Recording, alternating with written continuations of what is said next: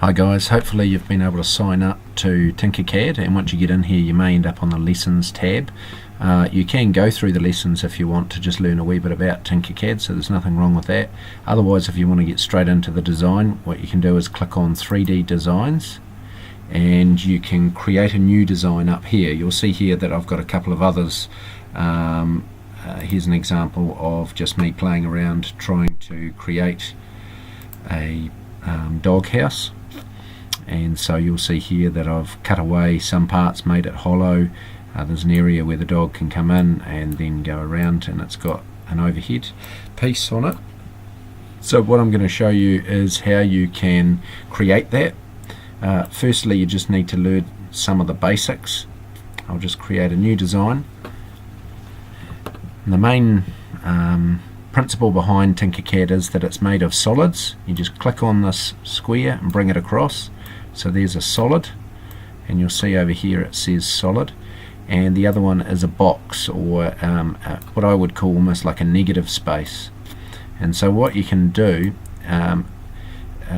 the other way to refer to this is actually a hole, so it's a hole.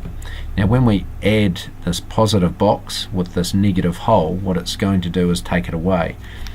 In order for us to do that, we need to select both of them. So I'll just deselect it. So in order to select it, click on the hole, keep your finger on shift, and then click on the box, and now that means both of them are selected.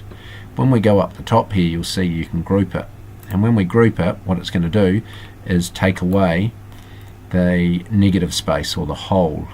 Okay, so the way that you can play with this is by bringing shapes over.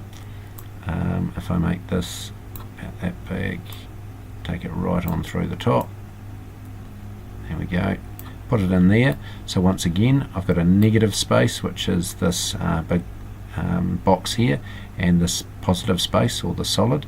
I'm going to select the solid, finger on shift, select the hole and group it, and it'll take a hole right through the middle of it. Okay. The other thing that I want to show you really is just how to manipulate the shape here. So when you click on it, a whole lot of points come up.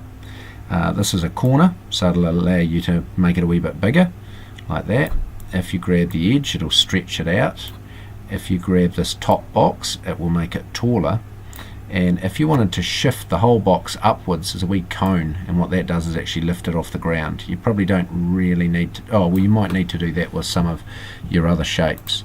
So that's the main thing. If you want to rotate, when we look on the ground here, if I take the mouse, the wee arrow outside, it means it moves freely. Oops, we don't want to see that. If you do it on the inside, it'll only move every 22.5 degrees. Okay, and then the other one is there's one here which will rotate your shape, and another one around the other side if I want to rotate it that way. So I'll just leave this video at that point, and I better plug in my charger, and we'll look at how we might be able to make up some kind of birdhouse or doghouse.